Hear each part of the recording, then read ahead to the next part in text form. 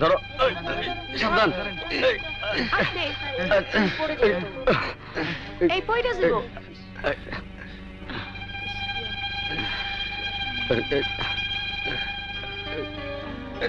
ভালো করতো দেখলাম।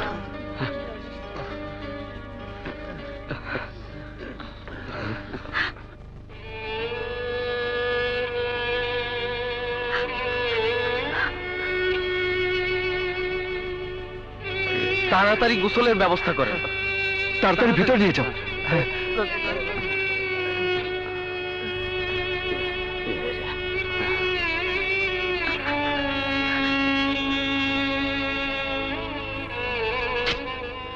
এই ওষুধগুলো নিয়ে আসো। বাদল, ওষুধগুলো নিয়ে আয়। শালা পাকিস্তানি জাউরারা, না জানি সামনে আরো কে আছে।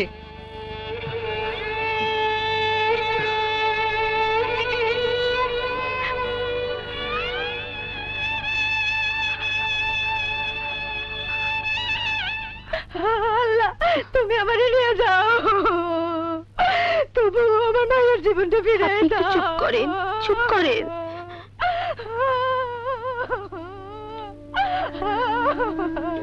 কেমনে চুপ করি গো বই, আমার কথা নাই, বাদ দিলাম। এই মায়ের উপরে কি যে অত্যাচার করছে ওই কুত্তা বাচ্চারা। আপনি একটু ধৈর্য ধরেন, আল্লাহ কইছে না যে মানুষ ধৈর্য ধরে আল্লাহ তার সহায় হন। তো ধৈর্য আছি, আমি যা হারাইছি তাকে আমি ফিরে পাবো। এই যুদ্ধে আপনার মতো অনেকেই অনেক কিছু হারাইছে। আল্লাহ আল্লাহ করেন, সব ঠিক হয়ে যাইব।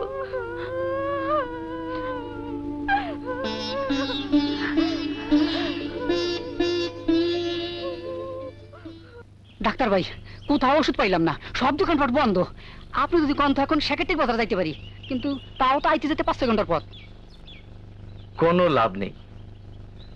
শুধু আমাদের এই গোবিন্দপুর গ্রামই না, পুরো দেশটাই আজ বন্ধ হয়ে গেছে। তাহলে কি করবেন ডাক্তার সাহেব? আমি এক কাজ করি, আমি বরং বাদলকে নিয়ে শেখের টেক থেকে ঘুরে আসি। শুনলেন তো, যেতে আসতেই 6 ঘন্টা লাগবে। দেখি কি করতে পারি।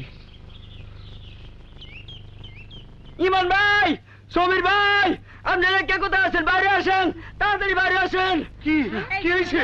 পুকুর পাড়ে গাছে একটা মায়ের গলায় ফাঁস দিয়ে ঝুলে রয়েছে।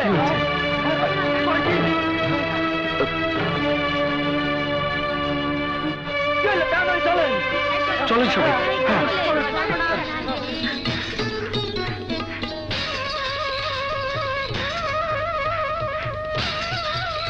বুঝে বুঝে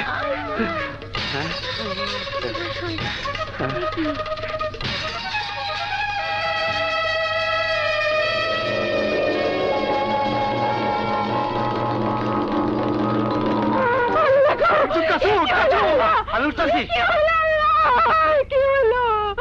আমার মায়ের ছাগলে গিয়ে দশা হলো। আল্লাহ, তুমি তাকে বিচার করো, তুমি তাকে বংশ নির্বংশ কইরা দিও। আল্লাহ, নির্বংশ কইরা দিও, নির্বংশ কইরা দিও। ধৈর্য ধরুন, কাঁদবেন না। তুমি তাকে বিচার করো।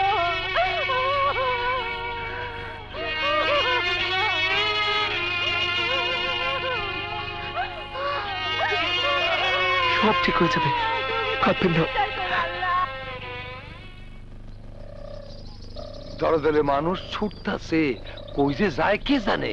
শোনো মিয়া, আমার ভাইপো ঢাকা থেকে আইছে, কইলো ঢাকা শহর একদম ফাঁকা, এখন খালি মানুষ যান বাঁচানোর লেগে ছুটতাছে আর ছুটতাছে। এই আমাকে দুজনের লেগে চাবানা। সাবাইতে কিছু লোক আশ্রয় নিছে, শুনছো?